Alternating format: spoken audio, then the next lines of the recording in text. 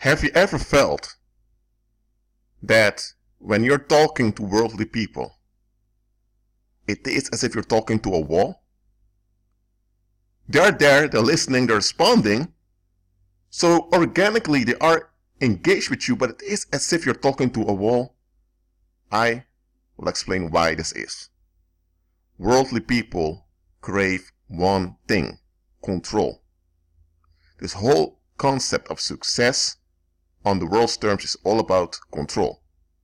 They want to succeed in controlling their environment.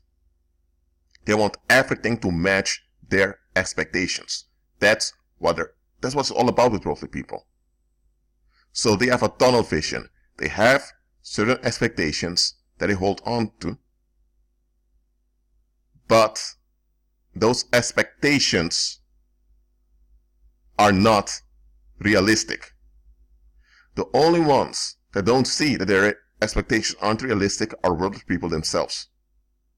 What worldly people want is that their expectations are realized and that those expectations are never challenged.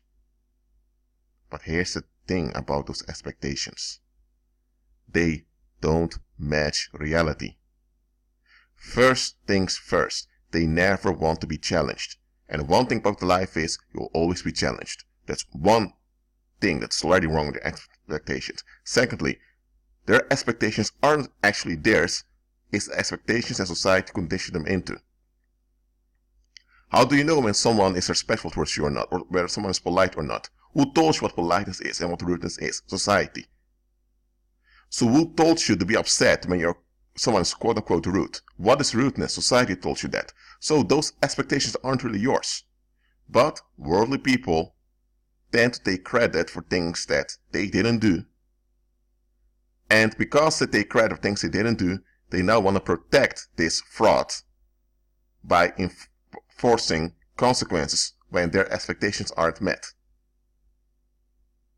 Now the narcissist goes so far that he or she turns on you to kill you, whether slowly or directly, when their expectations are violated.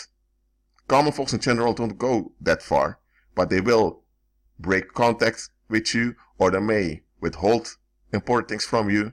This also happens in worldly marriages often. It's all about achieving control.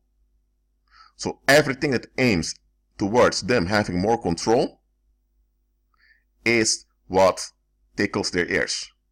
Everything that points out that they don't have any control is information they don't want to hear.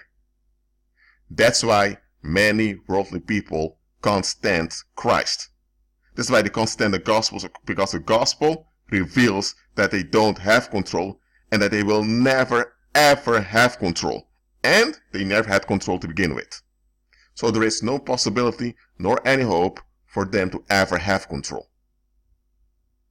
And their whole attitude, that means all their expectations are centered around achieving control. That's why, as a believer, it often feels as if you're talking to a wall when you're talking to an unbeliever.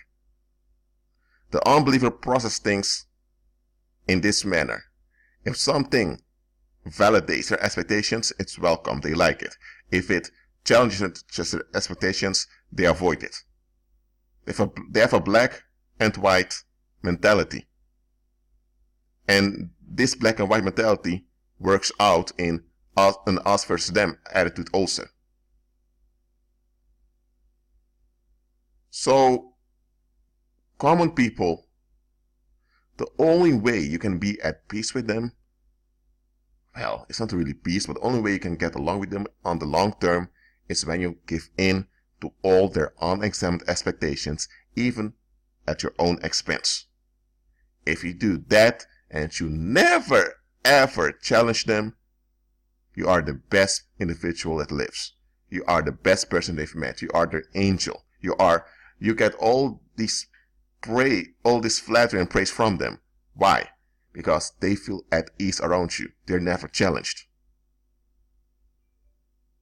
The moment you see through their expectations and you see their expectations are impossible, and the moment you attempt to hint to them that their thinking doesn't add up, they get upset. They feel offended. They're gone.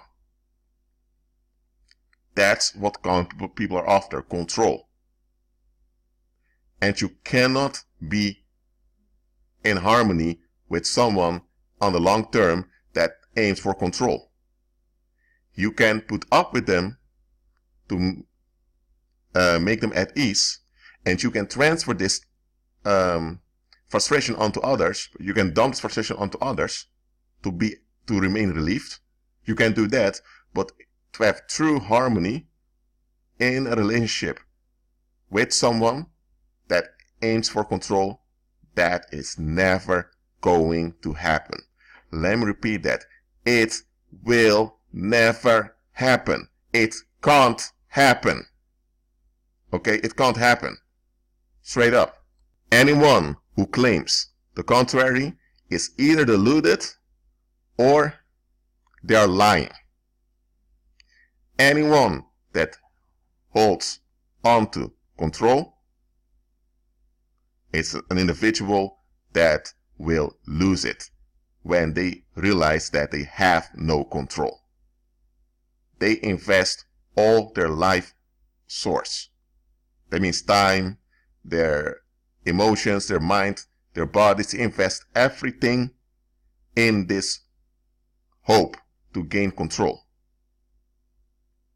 And eventually realize they don't have it. That the longer they have invested in this hoax of control, the bitter the pill will be when they realize it doesn't even exist. See it like this. Someone invested in a shipyard. Not 100 euros or 200 euros, all their money, all the money they saved for the past 3 decades, they've invested it in this shipyard. And one day, the ships sink. It's all over. It's all gone. There's no compensation, nothing. 3 decades of hard work, gone. Just like that. Worse it is when folks find out that the fundamental concept they're clinging onto isn't even real. Most common people can't handle this. They'll lose it. You who follow Christ, you are renewed in your mind. So you know already that control doesn't exist for creatures. You know that it's a hoax. You know that you need to rely on Christ and His power. What? Common people, they can't control Christ nor His power. That's why they don't trust Him. They only trust what they can control, which isn't trust at all. So common people in general, they don't really trust one another. When they do, it's often a naive kind of trust instead of an authentic trust. It's either childlike trust with them or no trust at all. Genuine investment trust with the full knowledge that you are vulnerable and that things may go different, such trust is rare amongst common people. They often want something to cling onto. In extreme way, this happens with psychopaths and narcissistic sociopaths. But that's the extreme expression of it. But all common people to some extent have this clinging for control. Common people are very hesitant to admit this, because the moment they admit that they have this clinging for control, then they will be exposed themselves that most of their social interaction and most of their social norms and boundaries are nothing but a facade to get control. Then they are forced to face themselves. They will seldom do this. When they encounter frustration because they have no control, they will either flee or they will escalate. But to honestly admit that they want control but they just can't have it, that will rarely happen. And when it happens, people are so shocked that someone is so honest, they won't even believe it. That's why when you're dealing with those that are not in alignment with Christ, know that even if they have no negative intentions towards you, even if they are good-hearted in their attitude, they have some way of thinking inside of them that enables Satan to use them. So they have something in them that makes it easy for the enemy to get a hold on them. And once the enemy can get a hold on you, he will take advantage of it. So beware with entrusting important matters about you to common people. Look, you're in the world. You're dealing with the government, you're dealing with employers, you're dealing with other worldly people. You are. As a believer, you are. Okay, so you acknowledge this. So you need to have some basic trust to operate in this thing we call society.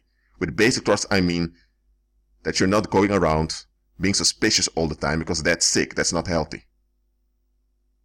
Just be alert. Okay? Whether you're dealing with a help desk employee on the phone, or an elderly grandma in the supermarket, or someone at work, if they're not in alignment with Christ, just be alert. Not because you look down on them, but because you know how the fallen mind operates. And they only have the fallen mind because they're not renewed in their mind. They don't have the mind of Christ. And even if you have people that claim to follow Christ, examine them. Watch the fruit. Because once you see the fruit, you'll notice the root, which is the way of thinking. Well, that's it for now. Keep agreeing with Christ and be at peace.